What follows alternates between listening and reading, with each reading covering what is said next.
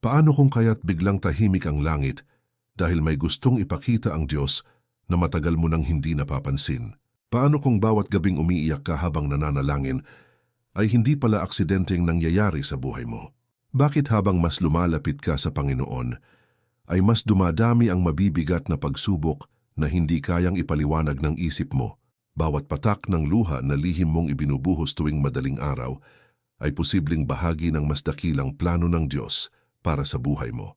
Maraming mananampalataya ang napapagod dahil pakiramdam nila ay hindi na nakikinig ang langit sa bawat dasal na binubulong nila gabi-gabi.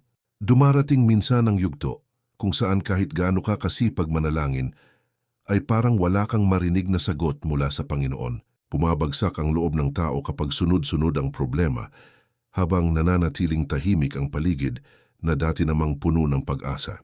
Pakiramdam ng ilan ay parang lumalayo ang Diyos, habang lalong lumalalim ang sugat na pasan nila araw-araw. Kadiliman ang bumabalot sa puso ng isang tao kapag nawawala ang init ng presensya ng Panginoon sa kaniyang pananampalataya. Maraming kaluluwa ang lihim na nagtatanong kung bakit tila nawawala ang tinig ng Diyos sa panahon na pinakakailangan nila siya. Psalm 28 verse 1, "Unto thee will I cry, O Lord, my rock, be not silent to me." Makapangyarihan ang talatang iyan dahil ipinapakita ni David na kahit matatag ang pananampalataya niya, ay dumaan din siya sa matinding katahimikan mula sa Diyos.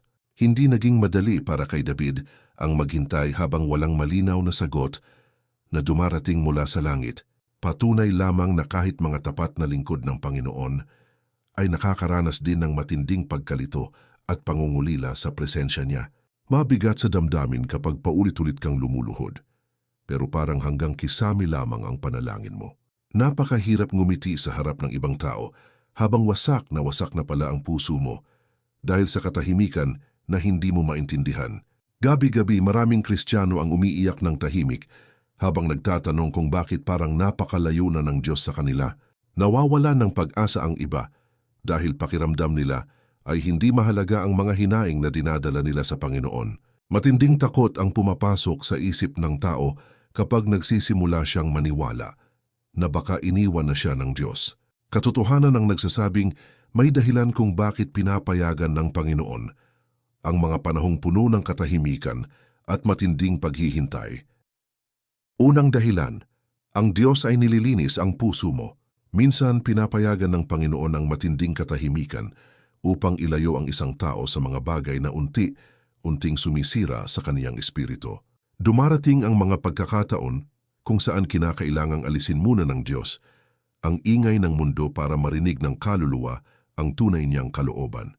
Abala ang maraming tao sa paghahangad ng material na bagay, kaya nawawala ang lalim ng kanilang relasyon sa Panginoon. Kapag nagsimulang mawala ang dating sigla ng pananampalataya, ay kadalasang ginagamit ng Diyos ang katahimikan upang gisingin muli ang puso ng isang mananampalataya. Habang tumatagal ang buhay ng tao, ay dahan-dahang dumarami ang mga bagay na mas nabibigyan ng halaga kaysa sa presensya ng Panginoon. Nauubos minsan ang oras sa problema, trabaho, relasyon at personal na kagustuhan, hanggang sa nakakalimutan na ng tao kung paano tunay na manalangin ng may kababaang loob. Kapag nararamdaman ng Diyos na nalalayo ang puso ng kaniyang anak, ay pinapayagan niya ang ilang panahon ng pananahimik upang muling hanapin siya ng tao ng buong katapatan. Hindi madaling tanggapin ang ganitong klase ng spiritual na pagsubok dahil pakiramdam ng marami ay tila sila pinabayaan ng langit. James 4 verse 8, "Draw nigh to God and He will draw nigh to you." Napakalinaw ng mensahe ng talatang iyon dahil ipinapakita na kailangang lumapit muna ang tao ng buong puso bago niya muling maramdaman ang presensya ng Diyos. Hindi sapat ang panalangin na puno lamang ng salita kung kulang naman ang katapatan at pagsisisi sa kalooban ng isang tao. Maraming pagkakataon na ginagamit ng Diyos ang katahimikan upang alisin ang yabang, galit, inggit at lihim na kasalanan na nakabaon sa puso ng tao. Matinding hirap ang nararamdaman ng isang mananampalataya habang dumaraan siya sa prosesong iyon dahil unti-unting binabasag ng Panginoon ang maling pagkatao na kaniyang kinasanayan. Hindi komportable ang pagbabago, lalo na kapag kailangang bitawan ang mga bagay na matagal nang nagbibigay ng pansamantalang saya sa buhay ng isang tao. Patuloy na kumikilos ang Diyos kahit walang malinaw na senyales na nakikita ang isang mananampalataya sa paligid niya. Banal na layunin ang nakatago sa likod ng bawat katahimikan na pinapayagan ng Diyos sa buhay ng isang tao. Hindi kailanman nasisiyahan ng Panginoon na makita ang kaniyang anak na nananatiling alipin ng espiritual na kahinaan at makamundong pagnanasa. Pinapadaan minsan ng Diyos ang isang tao sa masakit na proseso upang maibalik ang kadalisayan ng kaniyang pananampalataya. Habang umiiyak ang isang mananampalataya sa gabi, ay posibleng unti-unti namang binabago ng Panginoon ang direksyon ng kaniyang buhay para sa mas banal na layunin. Ikalawang dahilan, may inihahandang mas malaking plano ang Panginoon para sa buhay mo. Kadalasan nagiging tahimik ang Diyos kapag may binubuo siyang direksyon na hindi pa kayang maunawaan ng isip ng tao. Nahihirapan ang maraming mananampalataya dahil nais nilang makita agad ang kasagutan sa bawat panalangin na kanilang iniaalay gabi-gabi. Hindi agad ibinibigay ng Panginoon ang lahat ng sagot dahil may tamang panahon para sa bawat pagpapala na nakalaan sa buhay ng isang tao. Kapag pinipilit ng tao ang sarili niyang kagustuhan, ay madalas nauuwi lamang siya sa pagkadismaya at matinding pagod ng damdamin. Jeremiah 29 verse 11. For I know the plans I have for you, saith the Lord, plans of peace and not of evil, to give you an expected end. Napakalalim ng kahulugan ng talatang yon dahil ipinapakita na may magandang layunin ng Diyos kahit magulo at mahirap ang kasalukuyang sitwasyon ng isang tao. Hindi man makita ng mata ang direksyon na inihahanda ng Panginoon, ay patuloy pa rin siyang kumikilos para sa kabutihan ng kaniyang mga anak. Maraming pagkakataon na akala ng tao ay sarado na ang lahat ng pintuan dahil walang malinaw na himala na nangyayari sa kaniyang paligid. Nagtatanong ang ilan kung bakit tila sunod-sunod ang pagkabigo habang nananatiling tahimik ang langit sa kanilang mga pagsusumamo. Hindi nauunawaan ng karamihan na may mga panalangin na hindi agad sinasagot dahil inilalayo sila ng Diyos sa kapahamakan na hindi nila nakikita. Bawat paghihintay na pinapayagan ng Panginoon ay maaring proteksyon laban sa maling tao, maling landas at maling desisyon sa buhay. Habang tahimik ang Diyos, ay posibleng inaayos niya ang mga bagay na hindi kayang kontrolin ng tao gamit lamang ang sariling kakayahan. Patuloy na gumagalaw ang langit kahit walang nakikitang pagbabago sa kasalukuyang kalagayan ng isang mananampalataya. Dumarating minsan ang pinakamalaking pagpapala pagkatapos ng pinakamahabang panahon ng pagluha at pagtitiis. Mas lumalalim ang pananampalataya ng isang tao kapag natututo siyang maghintay kahit walang kasiguraduhan na nakikita sa paligid niya. Dakilang karunungan ng Panginoon ang dahilan kung bakit hindi niya agad ibinibigay ang lahat ng hinihiling ng tao. Nakikita ng Diyos ang buong larawan ng buhay, habang limitado lamang ang nauunawaan ng isang ordinaryong nilalang. Kapag naging tahimik ang langit, hindi nangangahulugang pinabayaan ka na ng Panginoon sa gitna ng iyong laban. Posibleng naghahanda siya ng mas malaking biyaya na higit pa sa lahat ng bagay na kaya mong hingin at pangarapin para sa sarili mo. Ikatlong dahilan, sinusubok ng Diyos ang tibay ng pananampalataya mo. Dumarating ang pagkakataon kung saan nananahimik ang langit upang makita kung mananatili pa ring tapat ang puso ng isang mananampalataya. Madaling sumamba kapag puno ng biyaya at kasaganaan ang buhay. Ngunit kakaunti lamang ang patuloy na kumakapit kapag dumating ang mabibigat na pagsubok. Kapag walang kasagutan na naririnig mula sa Panginoon, ay doon tunay na nahahayag kung gaano kalalim ang tiwala ng tao sa Kaniya. Maraming kaluluwa ang sumusuko agad dahil hinahanap nila ang presensya ng Diyos sa pakiramdam at hindi sa tunay na pananampalataya. 1 Peter 1 verse 7, that the trial of your faith being much more precious than of gold that perisheth, though it be tried with fire, might be found unto praise and honor and glory at the appearing of Jesus Christ. Napakalakas ng mensahe ng talatang iyon dahil ipinapakita na ang pananampalataya ng tao ay dumaraan muna sa apoy ng pagsubok bago maging matatag at dalisay sa harapan ng Diyos. Hindi aksidente ang mga panahong puno ng pagdurusa dahil ginagamit ng Panginoon ang bawat hirap upang patibayin ang espiritu ng isang mananampalataya.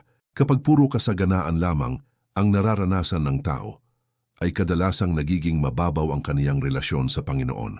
Natututong lumalim ang tiwala ng isang Kristiyano kapag wala na siyang ibang masandalan, kundi ang Diyos lamang. Matinding katahimikan ang minsang ginagamit ng langit upang alisin ang pagdepende ng tao sa sariling kakayahan at karunungan. Habang tumatagal ang paghihintay, ay unti-unting nahuhubog ang pusong marunong magtiwala kahit walang malinaw na katiyakan. Hindi madaling manatiling matatag kapag tila walang pagbabago sa mga problemang araw mong dinadala sa panalangin. Nakakapagod umiyak gabi-gabi habang pakiramdam mo ay walang nakakarinig sa mga hinaing ng puso mo. Patuloy pa ring nakatingin ang Diyos kahit walang himalang agad na nangyayari sa harapan ng isang mananampalataya. Bawat luha na pumapatak habang nagtitiis ka ay may katumbas na pagpapalang inihahanda ang Panginoon sa tamang panahon. Dakilang layunin ang nakatago sa likod ng bawat spiritual na pagsusulit na pinapayagan ng Diyos sa buhay ng tao. Hindi kailanman nasasayang ang mga gabing puno ng pagdarasal, pag-asa, at pagtitiis sa gitna ng katahimikan ng langit. Kapag nanatiling buo ang pananampalataya, kahit walang agarang tugon, ay lalo lamang lumalakas ang koneksyon ng tao sa Panginoon. Pinakamalalaking tagumpay ng Espiritu ay madalas nabubuo sa mga panahong pakiramdam mo ay tahimik ang buong kalangitan. Ika-4 na dahilan. Inaalis ng Panginoon ang mga bagay na humihila sa iyo palayo sa Kaniya.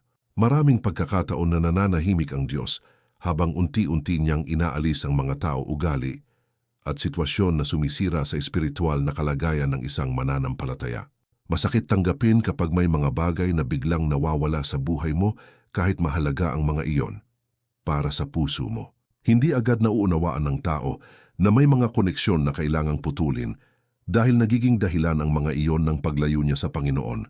Kapag nagsimulang mawala ng kapayapaan ang kaluluwa, ay madalas may nais alisin ng Diyos para iligtas ka sa mas malaking pagkasira. Hebrews 12:11. Now no chastening for the present seemeth to be joyous but grievous nevertheless afterward.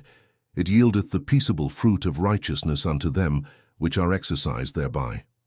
Napakalalim ng kahulugan ng talatang iyon dahil ipinapakita na may kirot na kasama ang paghubog ng Diyos, ngunit nagdadala naman iyon ng mas banal na pamumuhay.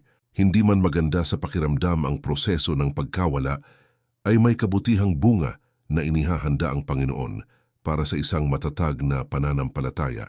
Dumarating minsan ang yugto kung saan biglang nagbabago ang mga taong malapit sa puso mo nang walang malinaw na paliwanag. Nakakalungkot makita na may mga relasyong dati mong pinanghahawakan ngunit unti-unti namang nawawala habang tahimik lamang ang langit. Posibleng inilalayo ka ng Diyos sa mga impluensyang sumisira sa iyong spiritual na direksyon kahit hindi mo pa iyon lubos na nakikita ngayon. Bawat pag-alis na pinapayagan ng Panginoon ay maaring proteksyon laban sa kapighatiang mas mabigat sana ang magiging epekto sa buhay mo. Habang nag-iisa ang isang tao, ay mas malinaw niyang naririnig ang tinig ng Diyos na matagal natabunan ng ingay ng paligid. Nawawala minsan ang sobrang pagkapit ng tao sa makamundong bagay kapag wala na siyang ibang malapitan kundi ang Panginoon lamang. Matinding lungkot ang nararamdaman ng isang mananampalataya kapag sunod-sunod ang pagkawala ng mga bagay na nagbibigay dati ng kasiyahan sa Kaniya. Patuloy pa ring gumagawa ang Diyos ng paraan upang mailapit muli ang puso ng Kaniyang anak sa mas banal na pamumuhay. Dakilang pagmamahal ng Panginoon ang dahilan kung bakit hindi niya hinahayaang manatili ang isang tao sa mga bagay na sisira sa kaniyang espiritu.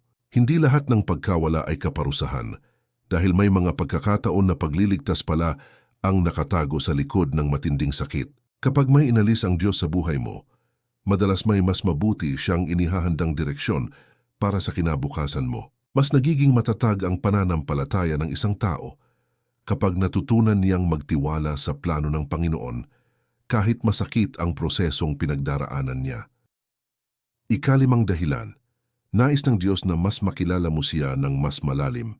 Madalas nagiging tahimik ang Panginoon dahil nais niyang dalhin ang isang tao sa mas malalim na uri ng espiritual na relasyon na hindi mababaw at puro emosyon lamang. Maraming mananampalataya ang nakakakilala sa Diyos dahil sa himala pagpapala at kaginhawaan ngunit kakaunti lamang ang tunay na nakakakilala sa Kaniya sa panahon ng pagdurusa. Kapag nawawala ang dating saya sa pananampalataya, ay doon nagsisimulang hanapin ng kaluluwa ang tunay na presensya ng Panginoon.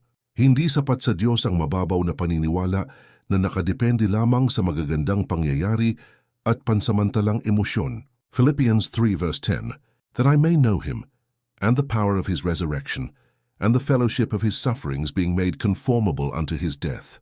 Napakalalim ng kahulugan ng talatang iyon dahil ipinapakita na ang tunay na pagkilala sa Diyos ay hindi lamang nangyayari sa panahon ng tagumpay, kundi pati sa gitna ng sakit at paghihirap. Mas lumalalim ang relasyon ng isang mananampalataya sa Panginoon kapag natututo siyang manatiling tapat kahit mabigat ang dinadala niyang laban sa buhay. Dumarating minsan ang mga gabing pakiramdam mo ay napakalayo ng langit, kahit buong puso kang nananalangin sa Panginoon. Nawawala ng gana ang ilan sa kanilang spiritual na buhay dahil hindi nila maramdaman ang dating init ng presensya ng Diyos. Habang nagpapatuloy ang katahimikan, ay unti-unti namang natututo ang puso ng tao na umasa sa karakter ng Diyos at hindi lamang sa damdamin. Mas nagiging matatag ang pananampalataya kapag nakakapit ka pa rin sa Panginoon kahit walang malinaw na emosyonal na kapanatagan. Hindi madaling magpatuloy kapag tila wala kang nararamdamang kasagutan mula sa langit sa kabila ng lahat ng pagluha at pagsusumamo mo gabi-gabi. Patuloy na hinuhubog ng Diyos ang espiritu ng isang tao upang matutunan niyang magmahal at sumunod kahit walang agarang gantimpala na natatanggap. Habang tumatagal ang paghihintay, ay lalo namang nagiging dalisay ang motibo ng isang mananampalataya sa kaniyang paglilingkod sa Panginoon. Unti-unting nawawala ang paglapit sa Diyos dahil lamang sa biyaya, habang napapalitan iyon ng tunay na pagmamahal at pagsamba.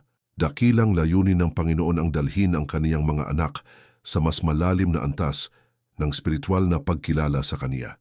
Hindi lahat ng katahimikan ay nangangahulugang kawalan ng pagmamahal dahil minsan ginagamit iyon ng Diyos upang palalimin ang pananampalataya ng isang tao. Kapag natutunan mong magtiwala kahit walang malinaw na sagot, ay mas nagiging matibay ang koneksyon mo sa Panginoon. Pinakamalapit minsan ang Diyos sa buhay ng tao. Sa mga panahong pakiramdam niya, ay napakatahimik ng buong kalangitan. Ika-6 na dahilan, pinapalakas ng Diyos ang iyong espiritu para sa mas mabigat na laban. May mga pagkakataon na pinipili ng Panginoon ang katahimikan dahil inihahanda niya ang isang mananampalataya sa mas mabibigat na pagsubok na darating sa kaniyang buhay. Hindi agad nauunawaan ng tao kung bakit tila sunod-sunod ang pagod, sakit at paghihirap habang walang malinaw na tugon mula sa langit. Habang tumatagal ang spiritual na pakikibaka, ay lalo namang tumitibay ang loob ng isang Kristiyano na patuloy na kumakapit sa Diyos.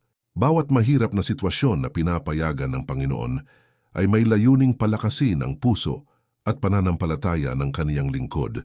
Isaiah 40 verse 31, But they that wait upon the Lord shall renew their strength, they shall mount up with wings as eagles, they shall run, and not be weary, and they shall walk and not faint.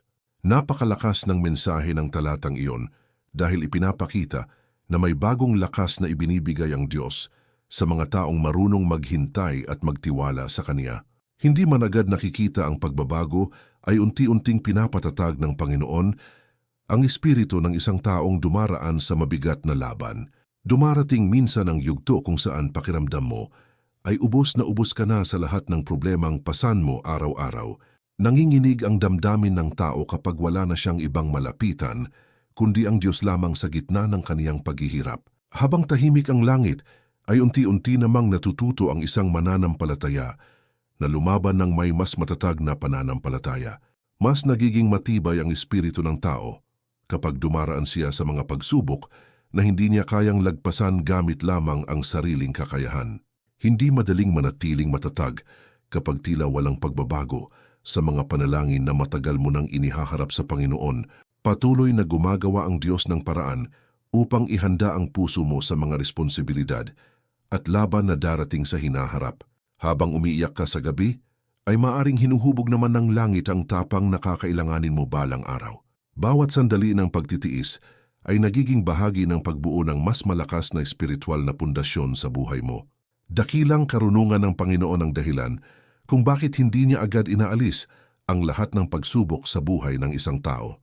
Hindi kailanman nasasayang ang mga panahong puno ng paghihirap dahil may mahalagang aral na inilalagay ang Diyos sa puso ng kaniyang anak. Kapag natutunan mong manatiling matatag kahit tahimik ang langit, ay mas nagiging handa ka sa mas malalaking laban ng buhay.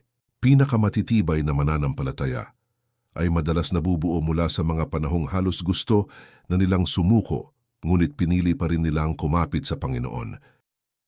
Ikapitong dahilan, nais ng Panginoon na matuto kang lubos na magtiwala sa Kaniya. Karaniwang nagiging tahimik ang Diyos kapag gusto niyang alisin ang sobrang pag-asa ng tao sa sariling kakayahan at karunungan.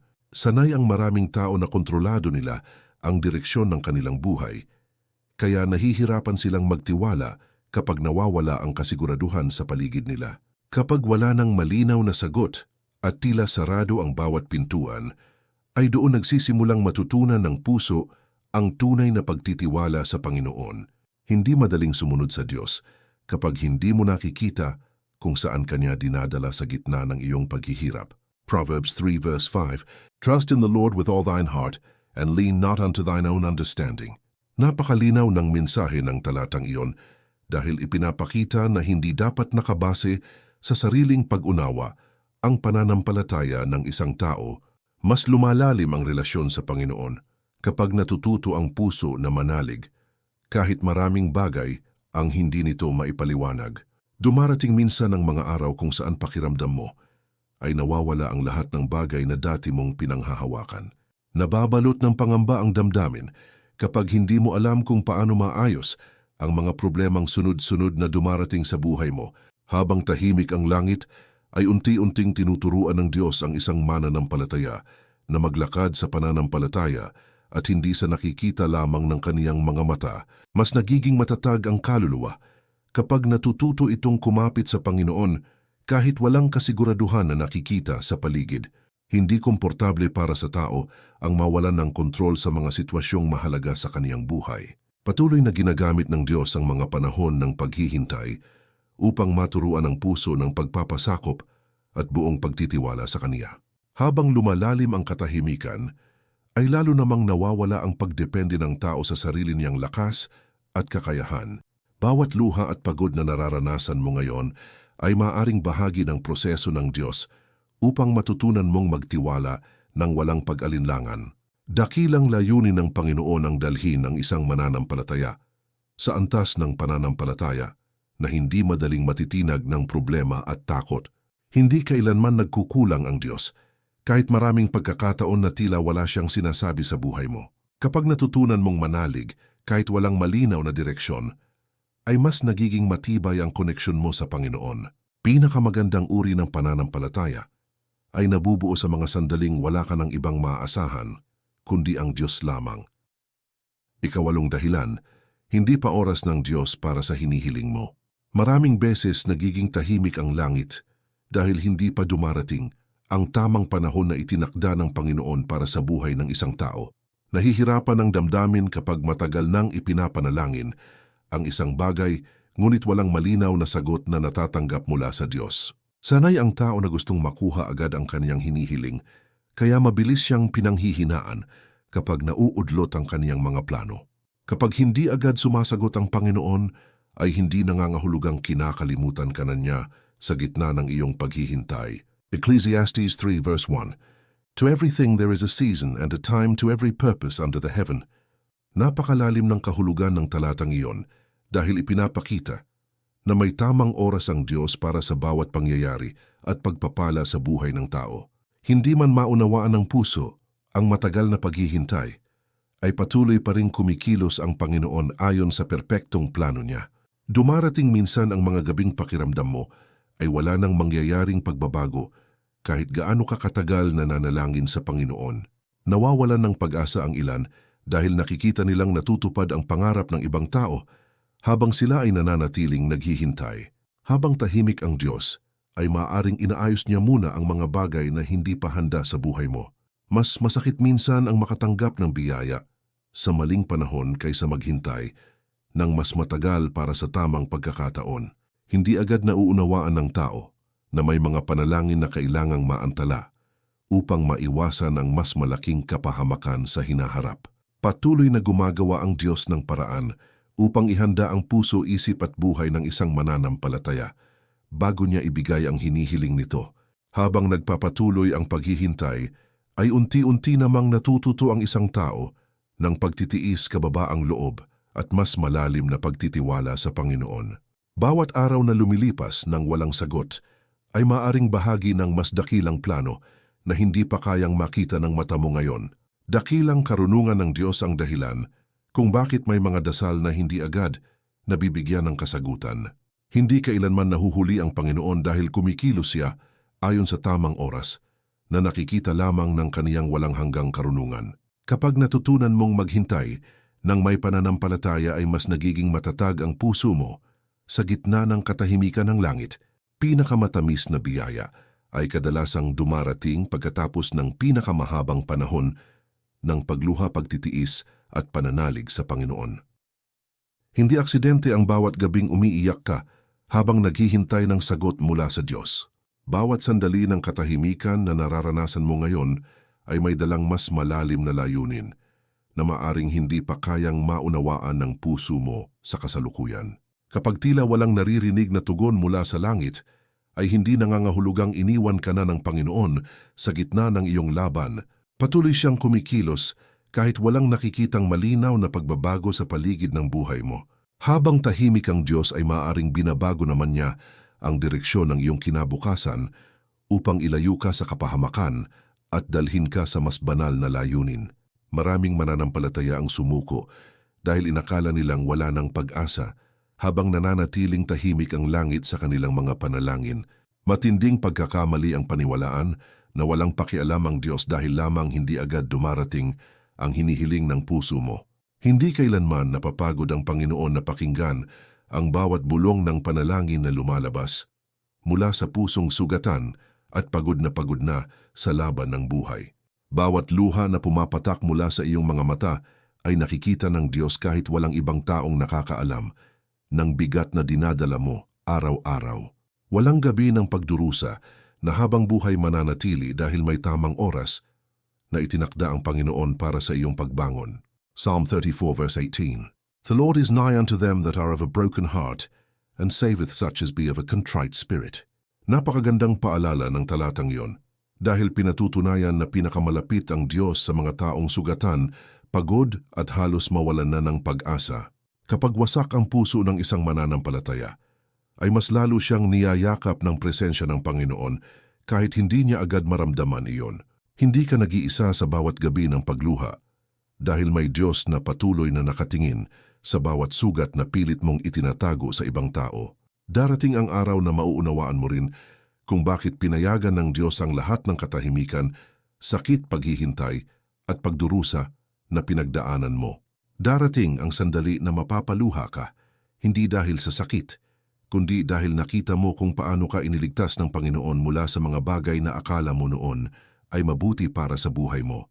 Bawat pagsubok na halos sumira sa pananampalataya mo ay magiging patutoo-balang araw ng katapatan at kabutihan ng Diyos.